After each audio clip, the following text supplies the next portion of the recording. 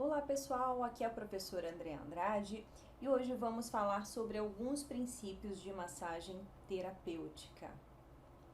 Bem, nos últimos anos tem aumentado bastante a demanda, e procura por técnicas alternativas com o objetivo da promoção da saúde e do bem-estar. E o profissional, que domina essas diversas técnicas de massagem, ou seja, nós, massoterapeutas, temos sido bastante solicitados. E vamos a uma pergunta para refletir. A massagem cura ou a massagem trata? O que você acha? Bem, nós não podemos prometer cura, Aliás, até o profissional médico, ele não visa prometer um estado de cura, porque isso depende de N fatores.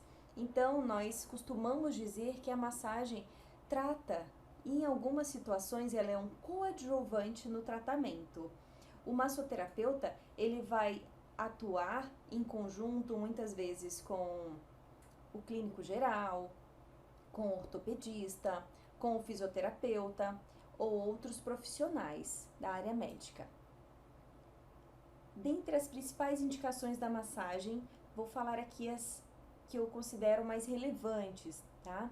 Prevenção e redução do estresse, alívio de dores e tensões musculares, desporto, ou seja, a massagem é uma excelente ferramenta para o atleta, ou aquelas pessoas que não necessariamente sejam atletas profissionais, mas uma pessoa que pratica uma atividade física ou movimenta o corpo com muita frequência, no caso de bailarinos, dançarinos, ou até aquela pessoa que não necessariamente é um atleta olímpico, mas tem uma prática desportiva regular. Então, a massagem nesse sentido, ela auxilia para fins de prevenção de lesões e dores musculares e ajuda no restabelecimento de uma maneira mais rápida daquele músculo que muitas vezes fica fatigado após o treino excessivo. A massagem também ela é um coadjuvante em tratamentos estéticos, tanto faciais como corporais. Então temos aí diversas técnicas de massagem, a massagem estética, barra modeladora, drenagem linfática manual, temos o shiatsu facial. A massagem ela ajuda na permeação de princípios ativos, auxilia também nessa questão toda sensorial, Na aplicação de máscaras faciais, a massagem, quando feito manobras revitalizantes, ajuda a devolver o viço daquela pele e auxiliando também a permeação dos produtos utilizados. E também a massagem é muito utilizada em procedimentos pré e pós-operatórios, Como vemos aqui, temos uma paciente de pós-operatório de rinoplastia e outra paciente com pós-operatório de abdominoplastia, E também, certamente, foi feita uma lipoescultura. Para esse caso, a técnica de massagem mais indicada é a drenagem linfática manual. E claro, a massagem, ela é um excelente instrumento para nos ajudar a promover bem-estar e saúde geral. E quais são as principais contraindicações da massagem? Cardiopatias descompensadas. Bem, hoje em dia é muito comum qualquer pessoa, seja jovem, enfim, com a vida ativa, tomar remédio para pressão. Quando falamos de cardiopatias descompensadas, falamos daqueles pacientes que quando o seu reloginho não está bem afinado, não está bem calibrado, essa pessoa tem picos de pressão repentinos. Essa pessoa pode passar mal andando na rua, essa pessoa pode passar mal porque teve uma emoção forte, um choque emocional, enfim. Quando eu falo de cardiopatias descompensadas, é desses casos que estamos nos referindo. Por exemplo, eu tenho pacientes que tomam remédios para pressão, mas são triatletas, são pessoas que têm uma vida ativa, né, que têm uma vida saudável, apenas fazem a regulação aí dessa pressão com o apoio de medicamentos. A trombose, bem, a trombose ela leva a pessoa a uma predisposição a formar trombos, que são coágulos sanguíneos, e com a massagem esses trombos eles podem se deslocar e irem parar em algum outro vaso de algum órgão e causar outras complicações mais graves, digamos uma embolia ou um AVE, ok? Então deve ser avaliado. Cânceres ou tumores não tratados, porque pode levar à formação de metástase, né? Ou seja, quando as células cancerígenas migram para outro órgão que não foi o órgão-alvo, né? Onde o câncer se originou. Infecções e estados febris também, lesões na pele, doenças autoimunes, a insuficiência renal é contraindicada, uma vez que esse rim está deficiente, está tendo uma dificuldade de filtragem, como a massagem acelera a circulação, né? Vai aumentar a demanda de sangue para ser filtrado por esses rins que não estão funcionando bem, por isso não é indicado a massagem para esses casos. Portadores de marca-passo também e grávidas até a 16ª semana. As grávidas até esse período estão num momento assim um pouco delicado, né? E a gente recomenda assim, gente, grávida, se ela não tem uma autorização médica, se não é uma grávida que tá saudável, que tá fazendo pré-natal, que tá tudo bem, a gente recomenda sempre cautela, tá bom? E autorização médica. E qualquer outra pessoa com qualquer outra doença ou disfunção não listada aqui, ok? Que represente alguma restrição médica.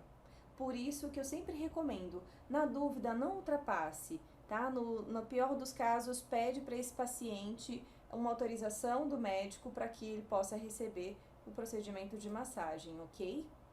Dentre os principais benefícios da massoterapia, a gente pode destacar a melhora da circulação sanguínea, melhora da circulação linfática, alívio das tensões tanto física como mentais, melhora do tônus da pele, porque uma vez que você melhora a circulação sanguínea, melhora a oxigenação tecidual. E claro, relaxamento e uma boa sensação de bem-estar geral. Alguns requisitos para o massoterapeuta, né, trabalhar, quem está interessado em se formar nessa técnica ou se aprimorar cada vez mais, tem que observar que você tem que ter um domínio da técnica que será aplicada, um bom conhecimento de anatomia e fisiologia. Já imaginou o cliente se queixar de uma queixa de um músculo específico e você não ter certeza, não saber onde esse músculo se localiza, qual é o sentido das fibras, não é? Ter aptidão física, mental e emocional. Gente, nós somos humanos e tem momentos que a gente não tá legal, que a gente não tá cuidando bem da nossa saúde, ou que a gente passou por algum trauma emocional, né? Ou a gente tá naquele momento de exaustão mesmo, física e mental. Isso não nos deixa apto a atender ninguém. Afinal de contas, a gente a gente foi pago para promover saúde e bem-estar para as outras pessoas, logo, a gente parte da premissa que nós temos que estar com uma boa saúde também, né? É importante ter uma boa conduta e ética profissional e, claro, higiene pessoal. Sobre alguns requisitos aqui, alguns pontos importantes sobre a postura ética profissional, né? Primeiro, que eu acho assim super relevante é não aplicar as técnicas às quais você não esteja habilitado. Então hoje é muito comum as pessoas se tornarem repetidoras de movimento. Elas olham o movimento em algum vídeo na internet, não sabem nem qual o objetivo daquela manobra, apenas repetem no seu cliente sem saber de fato qual será o efeito fisiológico daquilo. Então não apliquem técnicas às quais você não esteja habilitado.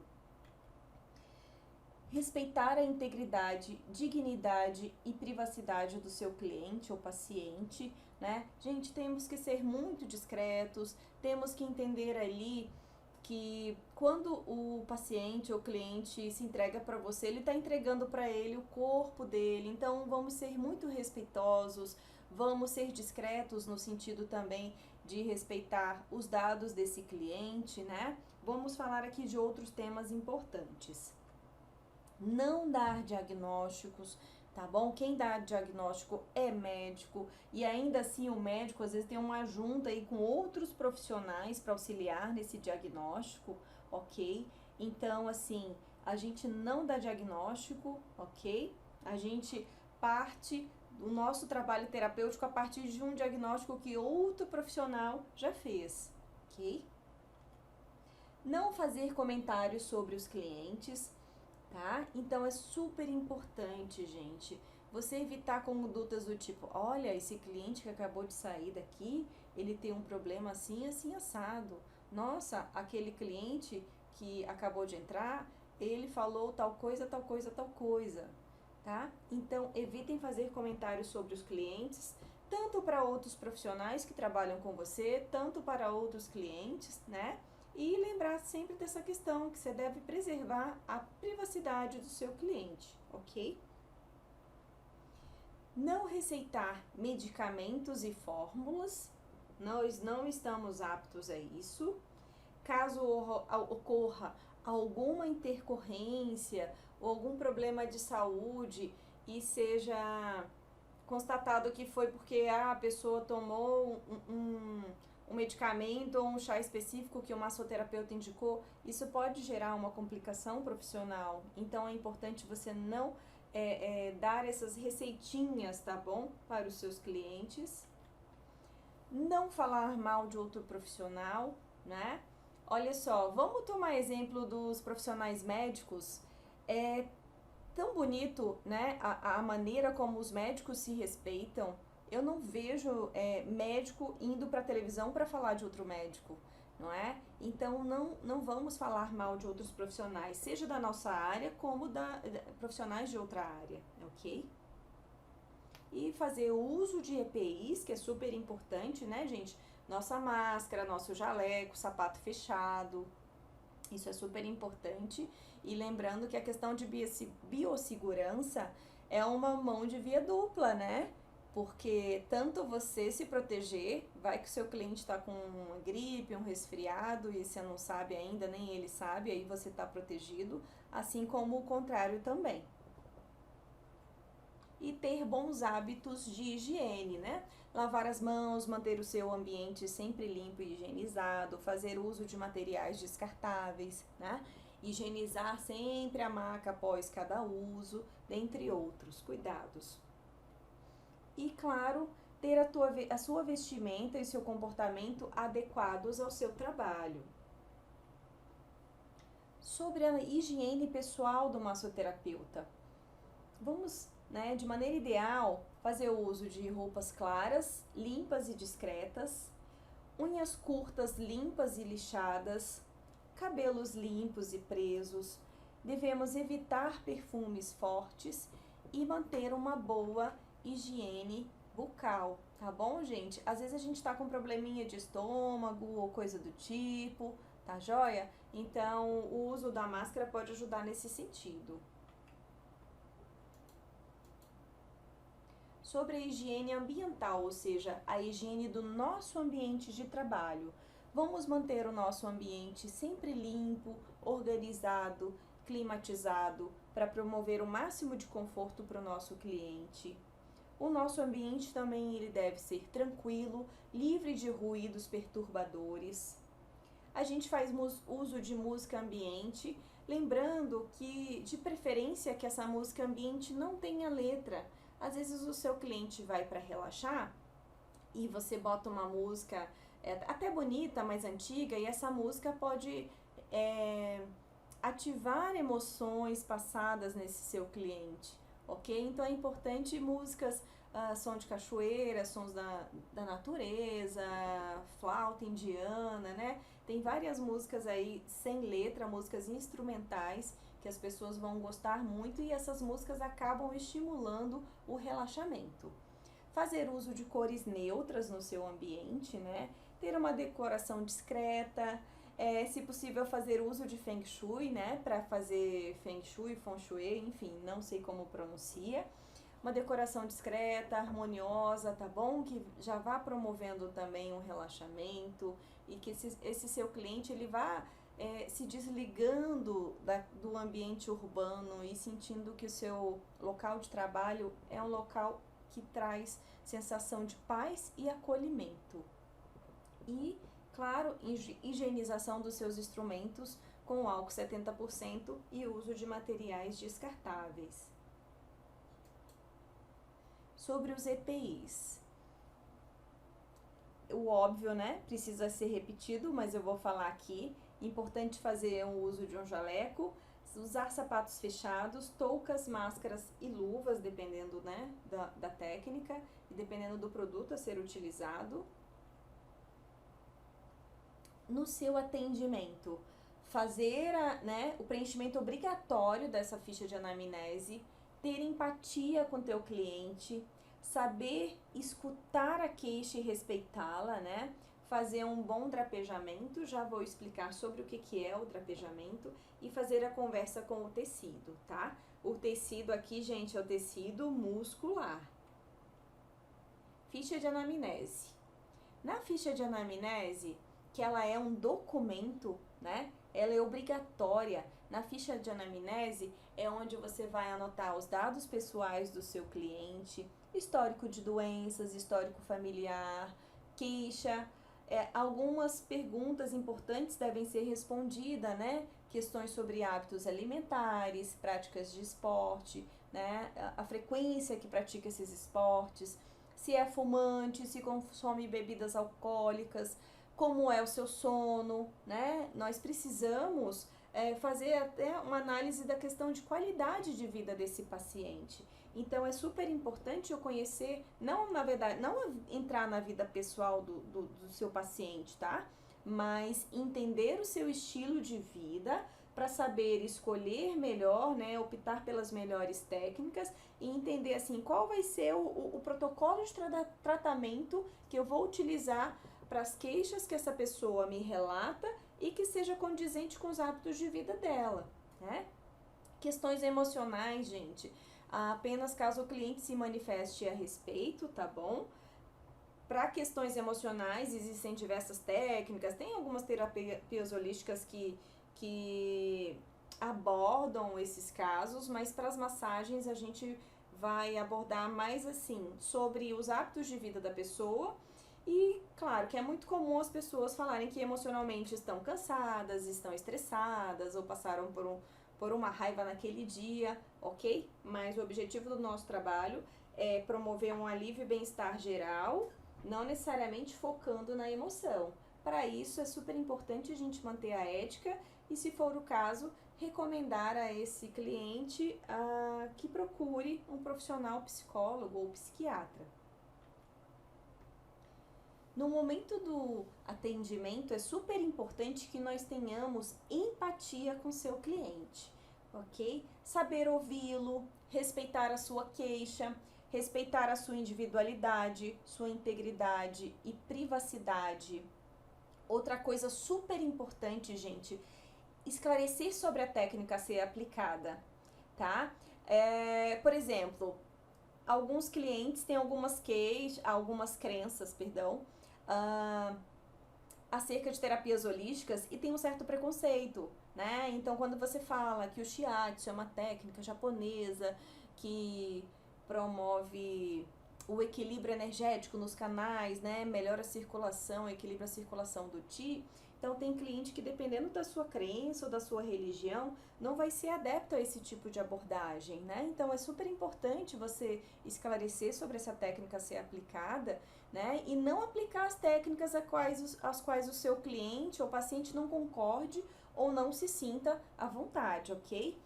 E durante o atendimento, gente, evitar conversas e caso surjam conversas no meio do atendimento de massagem, evitar assuntos polêmicos como religião, política ou temas considerados tabus, até porque a pessoa foi ali para relaxar, não é? E alguns temas, alguns assuntos podem gerar um certo desconforto e, afinal de contas, a pessoa foi ali para sair da sua sala de atendimento melhor do que chegou, tá bom? Então, esses temas polêmicos devem ser evitados. Na verdade, o melhor mesmo é a gente evitar qualquer conversa, botar uma toalhinha no rosto do seu cliente ou algum aromazinho ali nos olhos para ele ficar de olhinhos fechados, só relaxando e curtindo o momento. Drapejamento. Para quem não sabe o que é drapejamento, bem, o drapejamento, além de promover conforto ao seu cliente, ele tem como principal função respeitar a sua individualidade, integridade e privacidade.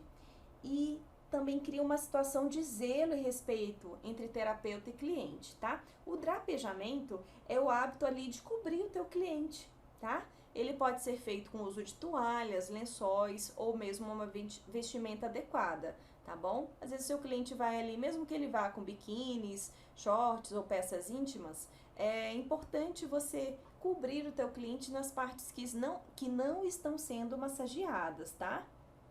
Salvo raras exceções, você deve evitar atender o paciente sem roupa ou sem essas vestimentas adequadas. Por exemplo, em casos de pós-operatório, que as clientes geralmente devem evitar calcinha apertada, elas só ficam geralmente com a cinta, né? E essa cinta é retirada no momento da massagem, então essa cliente fica nua, né? Mas você faz o drapejamento adequado para atender as partes do corpo que não estão sendo massageadas, ok? E para preservar, né, a privacidade do seu cliente e dar conforto. Além disso, gente, proteger do frio, não é? Certamente a sua sala vai ter uma temperatura confortável, mas para quem está deitado e sem roupa, né, a sensação de frio é maior. Conversa com o tecido. A conversa com o tecido, gente, é aquele momento que a gente vai fazer a palpação e observar os pontos onde há tensões, ok? Enrijecimento e dor no seu paciente. Esse momento ele é super importante porque além da queixa que você já escutou do paciente, você vai observar dores e tensões em locais que ele ainda não relatou, tá? Então, um bom massoterapeuta, ele tem que ter um cuidado bem apurado nisso, ok? Ter uma questão assim, visual, né? Primeiro você observa a musculatura, observa a postura do seu paciente, observa no momento que você está palpando onde que ele se contrai involuntariamente, porque muitas vezes você vai observar, além da queixa que ele relatou, digamos que é muito comum uma queixa no trapézio, né? Uma dor aqui no pescoço, mas essa dor às vezes é reflexo de algo que já estava acontecendo lá embaixo na lombar, certo? Então é importante você fazer essa conversa com o tecido, né? Conversa com o tecido, esse momento que você vai fazer a palpação e identificar se há tensões em locais antes não relatados, ok?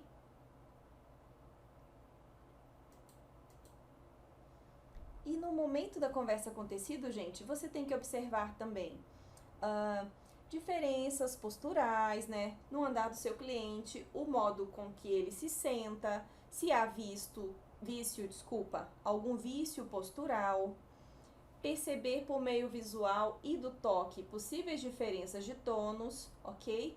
E dedicar mais manobras e movimentos mais profundos nos tecidos mais rígidos, sempre respeitando o limiar de dor do seu paciente, ok? E vamos ficando por aqui. Aqui tem algumas referências bibliográficas, né, dos materiais que eu utilizei para fazer essa aula. Obrigada pela atenção e a gente se vê aí em um outro momento sobre um outro tema aí sobre massagem, tá bom, gente? Obrigada e até a próxima!